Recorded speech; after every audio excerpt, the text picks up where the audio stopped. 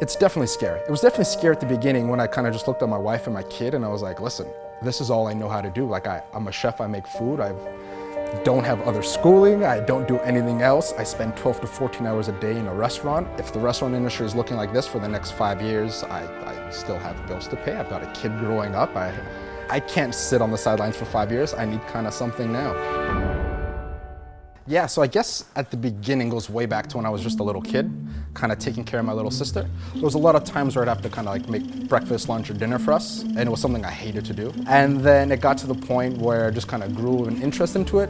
And then kind of nearing the end of high school, I just got to the point, I was like, you know what, I can never just like sit at a desk more. I needed the freedom of, you know what, Shane, if today you just want to color outside the lines with 3 colors in one hand, go for it. And food kind of allowed me to do that.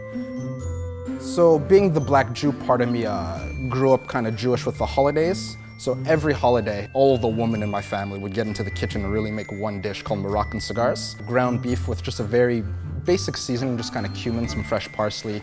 My black side of the family is from the African, not kind of Caribbean, and then my Jewish side is from Israel. So this is really kind of a Northern African to the Middle Eastern dish, and all the flavors really represent coming from Egypt and Jordan all the way to Israel and Palestine, and just kind of hitting every flavor note in between.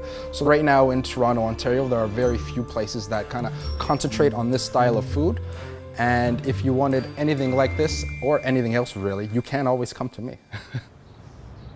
When the pandemic had first hit us, I actually lost my job 4 days after my wife got her first job since raising our newborn baby. So I was in a position where no matter how hard I try to apply, there just isn't the opportunity.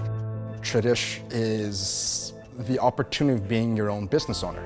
You set your hours, you set the kind of food you want, you create your menu, you create your pricing. Do you have a clean cutting board and a clean knife and a sink? Well, now you can start. If you take the trust to come into a restaurant that I'm the chef at, then why shouldn't you be able to also just trust the food from my house? Because I've passed all those same standards.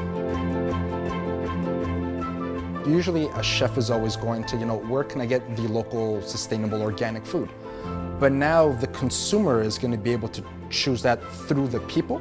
So right, you're paying a chef to pay your local butcher, or you're paying a chef to pay your local grocer or your local food stand. And that's what Tre'dish is really going to inspire for a lot of people, I believe. To come from the uncertainty of ever working again and being able to feed your family, to then have something like Tre'dish, which is like, hey, not only do we support you, but we want to support you, your family, and anything you'd like to do in the future. Because if you grow, we grow. And to have that with something is very, very special to me. Hi, I'm Shane Gannon, and welcome to my Tre'dish kitchen.